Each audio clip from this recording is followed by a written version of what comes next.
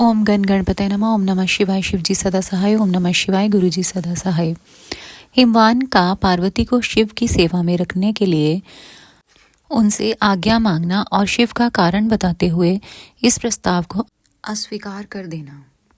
ब्रह्मा जी कहते हैं, नारद, तदनंतर शैलराज हिमालय उत्तम फल फूल लेकर अपनी पुत्री के साथ हर्षपूर्वक भगवान हर के समीप गए। वहां जाकर उन्होंने ध्यान परायण त्रिलोकीनाथ शिव को प्रणाम किया और अपनी अद्भुत कन्या काली को हृदय से उनकी सेवा में अर्पित कर दिया। फल फूल आदि सारी सामग्री उनके सामने रखकर पुत्री को आगे करके शैलराज ने शंभु से कहा, भगवान, मेरी पुत्री आप भगवान चंद्रशेखर की सेवा करने के लिए उत्सुक है, अतः आपके आराधन की इच्छा से मैं इसको साथ लाया हूँ। यह अपनी दो सखियों के साथ सदा आप शंकर की ही सेवा में रहे। नाथ, यदि आपका मुझ पर अनुग्रह है तो इस कन्या को सेवा के लिए आज्ञा दीजिए।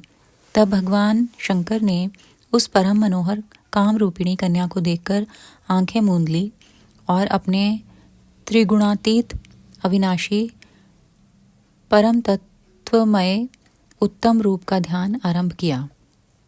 उस समय सर्वेश्वर एवं सर्वव्यापी जटाजूटधारी वेदांत वेद्य चंद्र कला विभूषण शंभु उत्तम आसन पर बैठकर नेत्र बंद किए तप ध्यान में ही लग गए।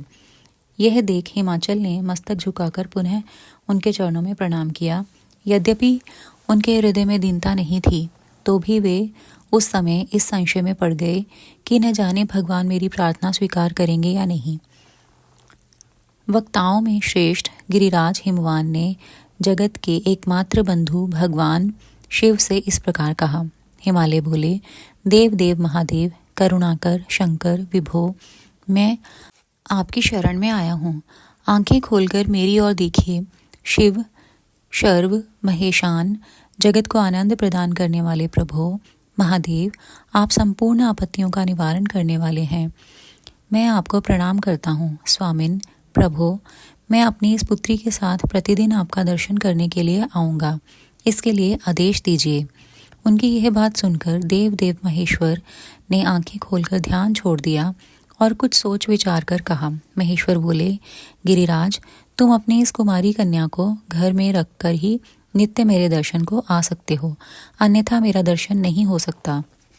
महेश्वर की ऐसी बात सुनकर शिवा के पिता हिमवान मस्तक झुकाकर उन भगवान शिव से बोले, प्रभु, यह तो बताइए किस कारण से मैं इस कन्या के साथ आपके दर्शन के लिए नहीं आ सकता? क्या यह आपकी सेवा के योग्य नहीं है? फिर इसे नहीं लाने का क्या कारण है? यह मेरी समझ में नहीं आता। यह सुनकर भगवान ऋषभध्वज शंभु हंसने लगे और विशेषतः दुष्ट योगियों को लोकाचार का दर्शन कराते हुए वे हिमालय से बोले, शैलराज, यह कुमारी सुंदर कटि प्रदेश से सुशोभित तनवंगी चंद्रमुखी और शुभ लक्षणों से संपन्न है, इसलिए इसे मेरे समीप तुम्हें नहीं लाना चाहिए। इसके लिए मैं तुम्हें बारंबार रोकता हूँ।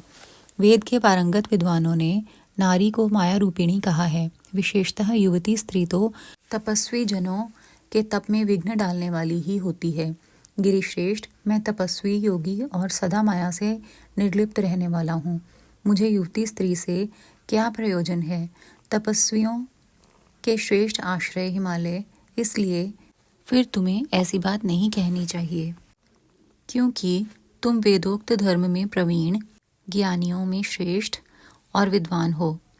अचल राज, स्त्री के संग से मन में शीघ्र ही विषय वासना उत्पन्न हो जाती है, उससे वैराग्य नष्ट होता है और वैराग्य ना होने से पुरुष उत्तम तपस्या से भ्रष्ट हो जाता है। इसलिए शैल, तपस्वी को स्त्रियों का संग नहीं करना चाहिए, क्योंकि स्त्री महाविषय वासना की जड़ एवं ज्ञान वैराग्य का विनाश करने वाली होती है। ब्रह्मा जी कहते हैं, नारद, इस तरह की बहुत सी बातें कहकर महायोगी शिरोमणि भगवान महेश्वर चुप हो गए। देवर्षि शंभु का यह निरामय निस्पृह और निष्ठुर वचन सुनकर काली के पिता हिमवान चकित, कुछ व्याकुल और चुप हो गए। तपस्वी शिव की कही हुई बात सुनकर और गिरिराज हिमवान को चकित हुआ जानकर भवानी पार्वती उस समय भगवान शिव को प्रणाम करके विशद वचन बोली। शुक्राना गुरुजी महाराज, भूल चूक माफ।